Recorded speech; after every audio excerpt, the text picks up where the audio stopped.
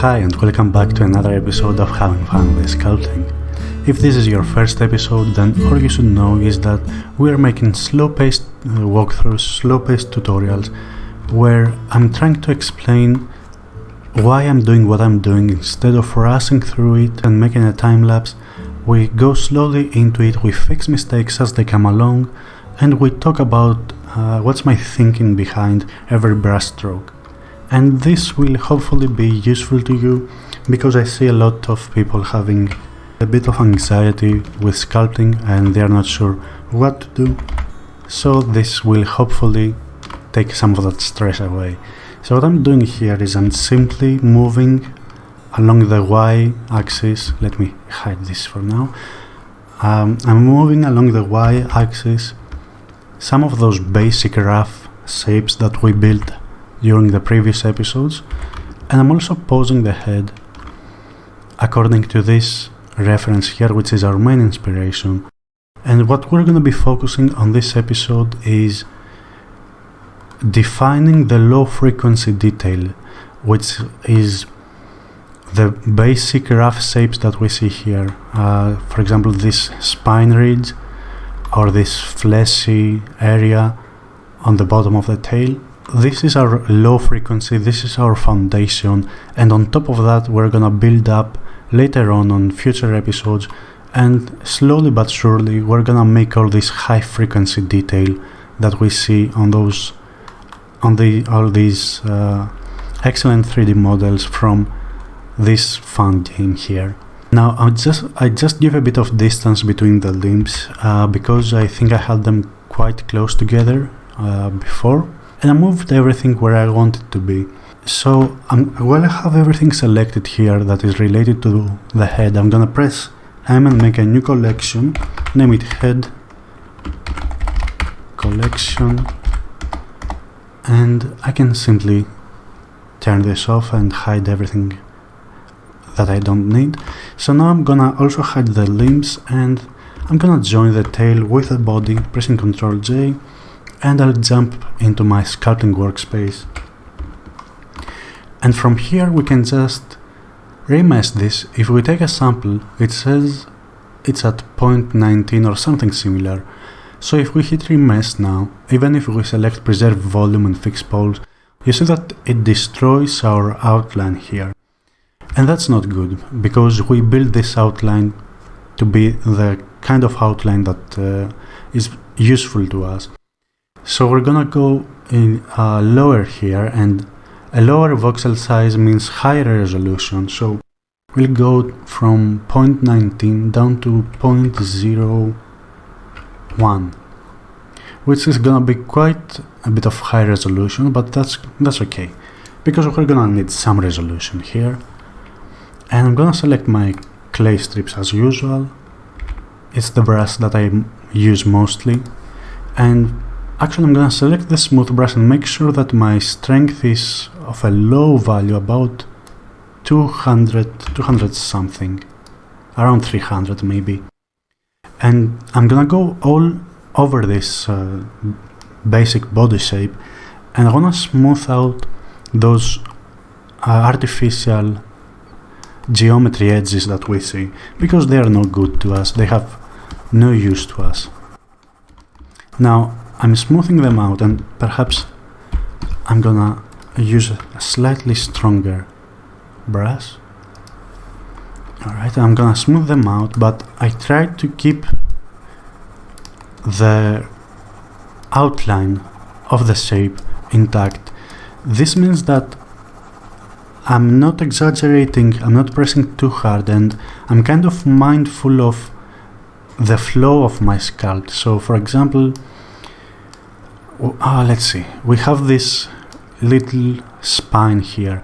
If I go across it like this and use a lot of strength on my brush and I just do this, you see that it disappears. So I try to be mindful of this basic geometry. So I'm gonna smooth this across like this without using too much strength, and just being mindful of it, being careful of it. The smooth brush, think of it as a blur brush, or take away details brush, because this is what it basically does. It takes away all the details and makes everything quite blurry, and that can be a good thing, but most often it's not, so be quite mindful of it. Now this area is a little bit pinched, so I'll just remask again, and this will help fix that issue there. Alright, so I'll just go across here, smooth this area as well,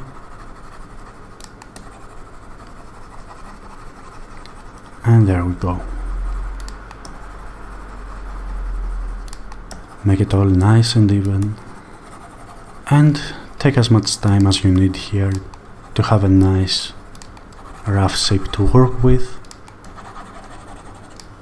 And again, be mindful of your geometry here and don't take away too much of the outline.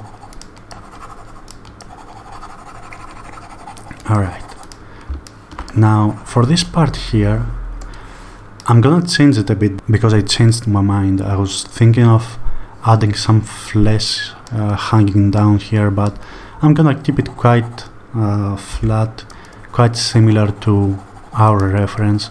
So I'm just going to add a bit of clay strips here until this area. There we go. And then I'm gonna smooth it, and this should help keep everything nice and smooth, nice and flat. And there we go.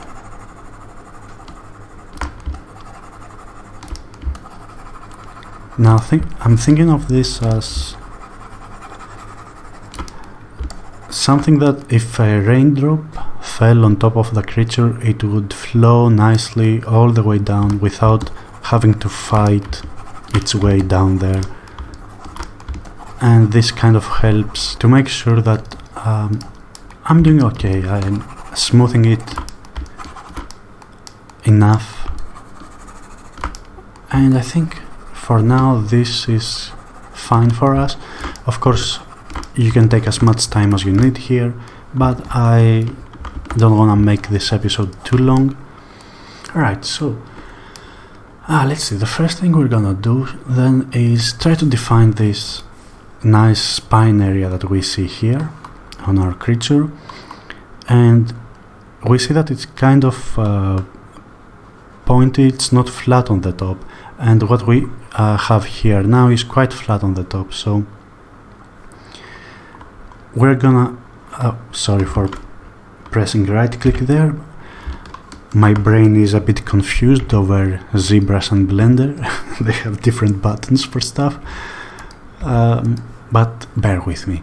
So I'm gonna select my draw brush and I'm gonna come across from the base of the neck all the way down to the tail, and I'm gonna make my brush size a bit smaller as I reach the end of the tail. So I'm gonna start from here, oops, down the middle,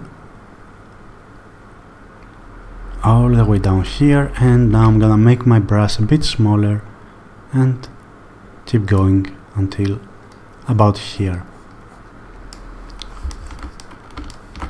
Alright, and it's a bit bumpy at the moment, but we'll fix this as we move along. For now I think this is good, and I'm just going across it very lightly, very lightly, a couple of times to kind of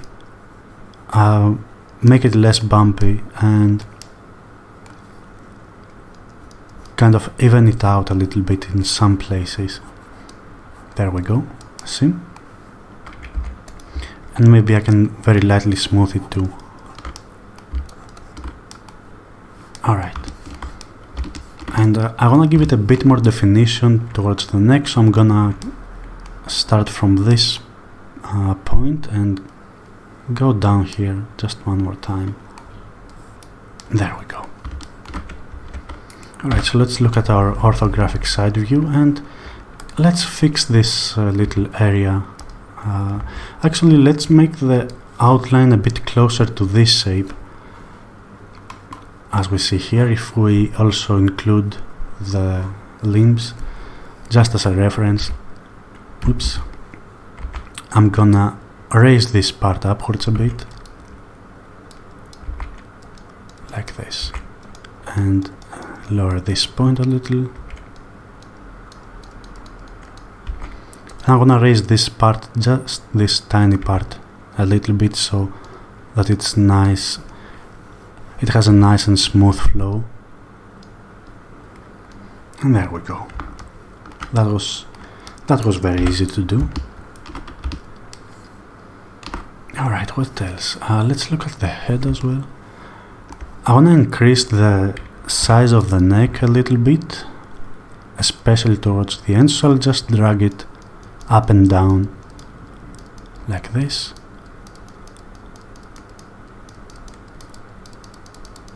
And I'm just using this nice elastic deform to play with the shape of it a little bit and get it where I want it to be.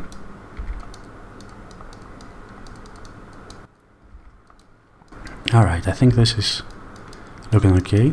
Remember to play with your brush size. You see that I changed it quite a lot. This is because I have better control over what I'm doing if I change my brush size often. If I want to do a big movement, then I have a big brush size. If I want to do a smaller movement, then I use a smaller brush size, and I change them quite often according to my needs. So keep that in mind and try to do that as well. Alright, so I'm gonna define this area a little bit more, and the way we're gonna do this is selecting our clay strips. Let's zoom in quite close, and we are going to go along this spine we have here, and we're going to dig into it by pressing Ctrl and having a little bit of an angle to our brush. So going across, starting from about the middle of it, or towards the end of it, of this spine that we defined with the draw brush before. So from this point, just moving downwards. And see, I'm not pressing too hard, my stroke is very light here. And this kind of gives it a nice transition from this. See, compare the difference between this one and this one. It kind of has a nicer transition into the rest of the body shape.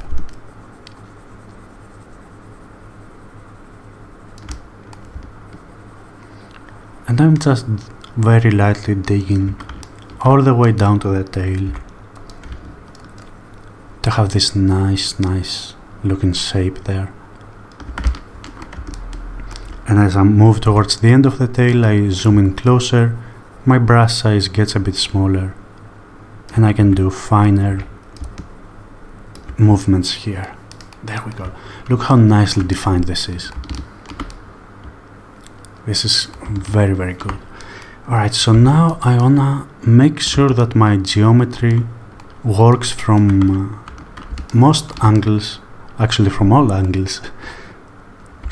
So I see a little bit of a harsh transition here, so I'll just dig into it again, just smoothing it out this way. If you do it lightly enough, it makes nice and smooth brush strokes. And those nice and smooth brush strokes help keep nice transitions to your sculpt. So now I see this is a bit of a harsh transition, so I'll just make sure that you don't press too hard.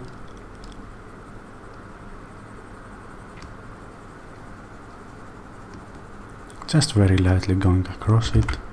Not sure why this happens, but must be some kind of a glitch. So I'll just do this again. There we go. See how smoothly now it transitions from this high point down into the body shape. Alright, so I'll just smooth this out, this lower part. Again, not pressing too hard, but just taking away some of those geometry lines there.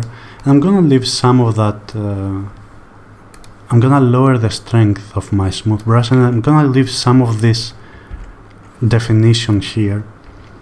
So I'll very lightly smooth it, but not completely. Leave some of the noise there, because that noise might come in handy later and help us give some realism to our creature.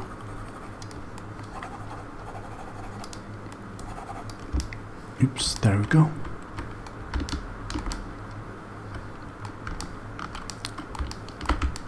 And if you want to define it more, then all you got to do is just press a bit harder. Just a very, very small increase in your pressure, and go over it one more time. And this will define it even more. That depends on your personal taste, how much definition you want to give there. And like I've said before, maybe you are sculpting something else entirely, so that's okay, because the principles apply in everything you do. It doesn't matter if it's this particular Chasmosaurus, this particular dinosaur, or another creature altogether, or even a human being. It doesn't really matter. The principles still apply. The way we define this spine area here, you can define another feature on your creature. And of course this isn't the only way of defining something, but it's one of the ways you can do it. Alright, so let's see our outline again and see if I wanna change anything. I'm gonna bring back the limbs, and maybe it's should be a bit flatter here. Yeah, perhaps. So let's see if we can do something about that. So again, with my elastic deform, I'm gonna try to bring this part lower a bit. Let's see. Maybe something like this. Yeah, that will work for now, and we can always change that stuff around later on. So let's see, what I wanna do now for the body before we finish this episode is emphasize this fleshy area here, and the way I'm gonna do this is I'm gonna do some X strokes, some cross patterns like this, and start building up to it. And the reason why I'm doing those patterns is, if we compare this to just going across like this in a straight line, or vertically like this,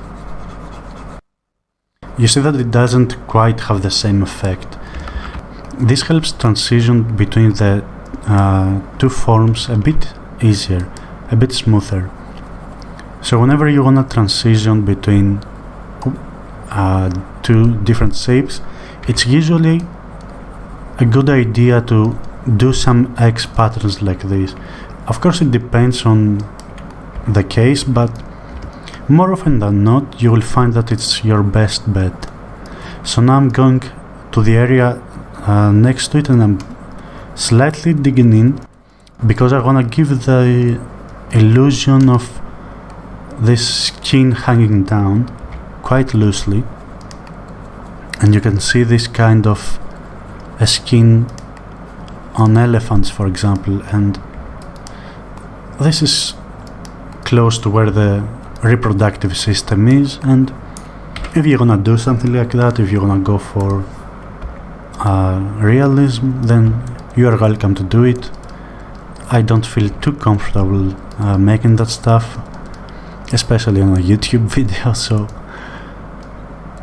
I'm just gonna add this fleshy area here, this loose skin, and let's see. I think this looks quite alright for now.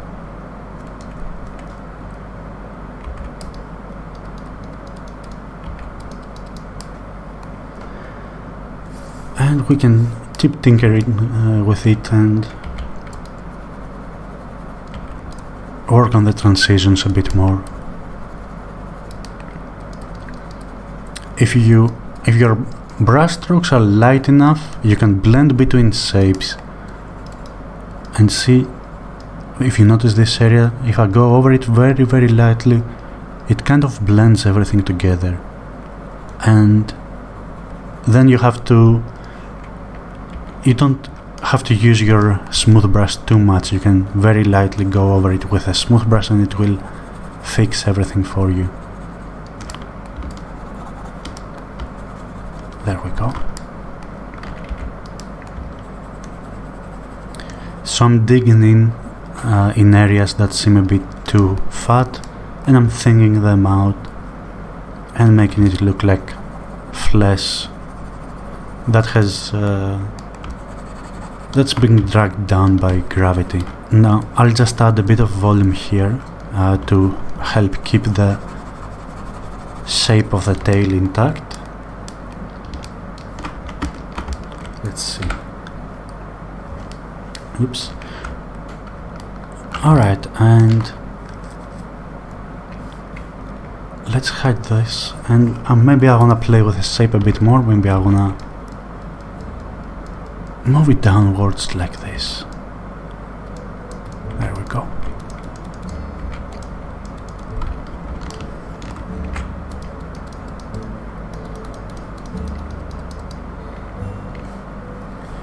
Alright.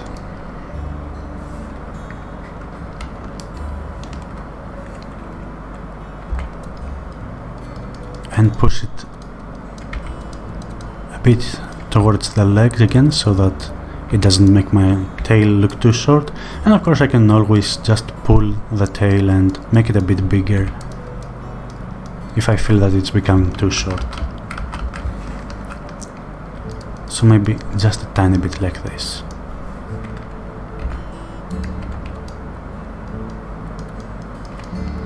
And again, we're not going for an exact replica of what we see, because I don't often like doing that.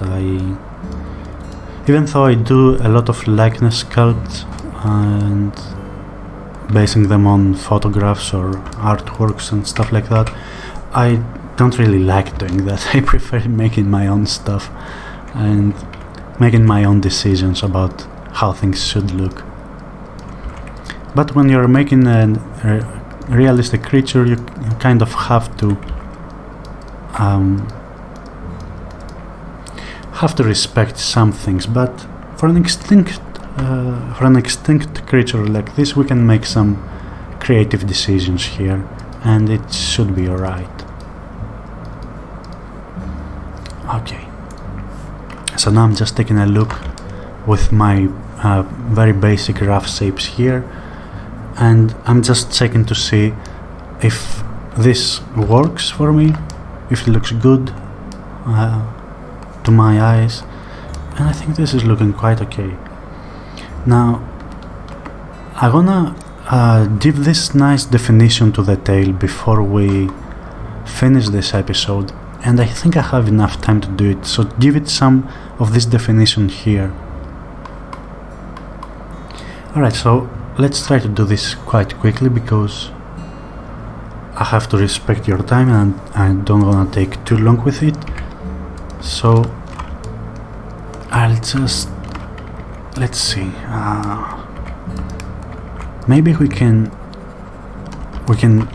dig into it like we did for the spine. So we'll just do these very fine movements, almost like a zigzag, right?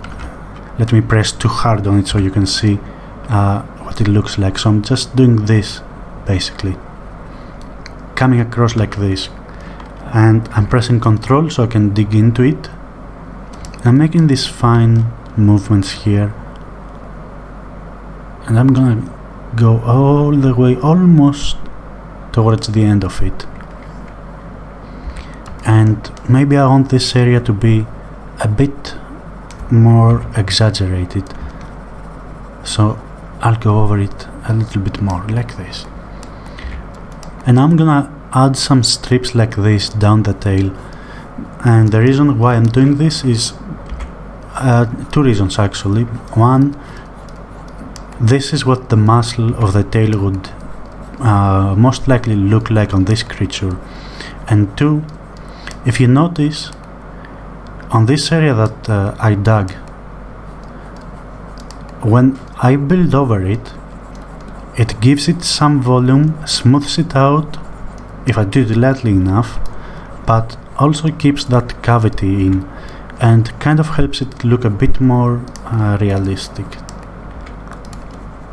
So I'll just add some volume here. Oh, when this happens, simply go down to your tool settings here in brushes, in advanced, and select front faces only, and that should take care of that problem for you, because the geometry is too thin here and it's affecting both sides of the tail, of the tip of the tail there. And see how this area has kind of smoothed by adding some volume, adding some clay strips now. And I'll just quickly smooth most of the noise out of there, but not all of it. Again, keep some of the noise.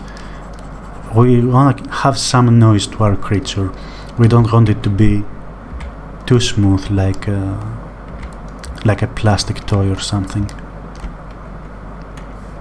Alright. And I'll just refine this area just a little bit.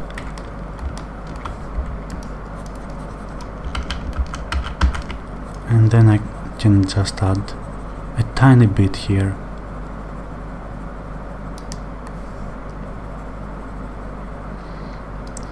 And you see, I press so lightly that you don't really see what's happening, but trust me, stuff are happening. By pressing so lightly and adding just a tiny bit of geometry, it kind of helps blend everything together. And we can even do this for this area here, and just add a little bit back to it. And this going back and forth by adding and removing kind of helps build your transitions a bit better.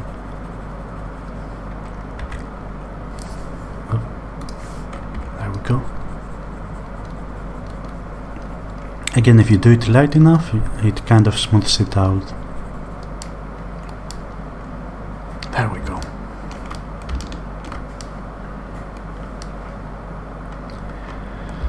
Alright, I think that looks good enough for now.